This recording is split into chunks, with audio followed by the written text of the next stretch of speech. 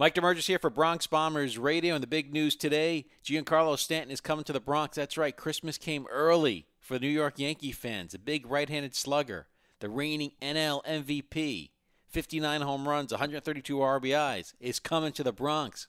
He's going to fit into that Yankee lineup, right?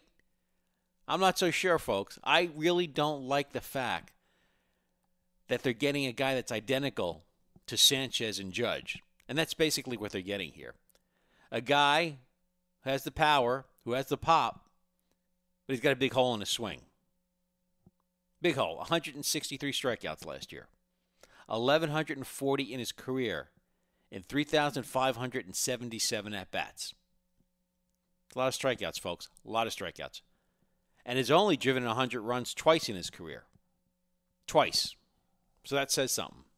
That says something right there. And he's the kind of hitter that the Yankees necessarily don't need. They more needed a contact kind of guy.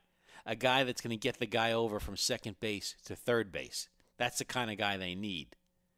A guy that's going to make contact. This team strikes out too much, and it killed them. It killed them in the ALCS, leaving runners on base. They got destroyed.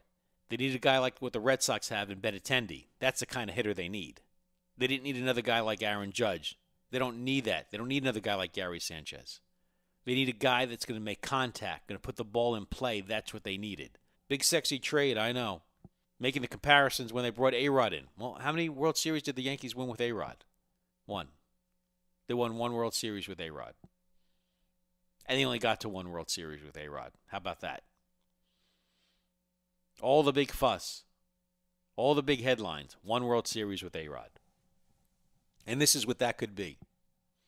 This is exactly what that could be. Another A-Rod. And how is he going to fit into this locker room? Kind of like if you have a fish tank and all your fish are doing along fine and you go to the store, you pick up a new fish. And you have to wait and see how those other fish are going to play with this new fish. Are they going to pick on him a little bit? How's the chemistry of that tank going to be? How's the chemistry of this locker room going to be? Who's going to patrol the locker room now? All these young kids are going to tell Stanton what to do? These other guys are putting up just as good numbers as Stanton, and Stanton's making way more money. Way more money. And let's not be delusional here. This guy doesn't hit 50 home runs a year. He never hit 40 home runs before. His tops were 37 twice, 2012 and 2014. Twice before, he hit 37 home runs. Never hit 40 until last year. So it's not like he's going to hit 50 home runs a year. Very, very misleading. Very misleading. I mean, this could be another situation where he turns into another Mark Teixeira. Mark Teixeira came to the Yankees, had a couple of good years, and we saw the bottom come out of his batting average. Never lived up to his expectations. And this is a long contract. Sure, the Marlins are going to need a part of it, but this is still a long-term deal that they're going to have to deal with. And I'm not all ecstatic sitting here thinking this is going to get them to the World Series. Because if last year should have shown anything, you need that pitcher that's going to do it. That dominating pitching performance is going to get you the World Series. That guy that's going to take over in the playoffs, give me the ball, I don't care how many innings. That's going to get it done. And with his team needed, in the middle of this lineup was a contact hitter. Give me a guy that's going to bat 300, 325, and make contact. I'll take 15 home runs and a guy that's getting me doubles. That's the kind of guy they need in the middle of this lineup right now because everybody's too much the same. Too much with the power, too much with the big swings. It's definitely headlines. It's definitely sexy.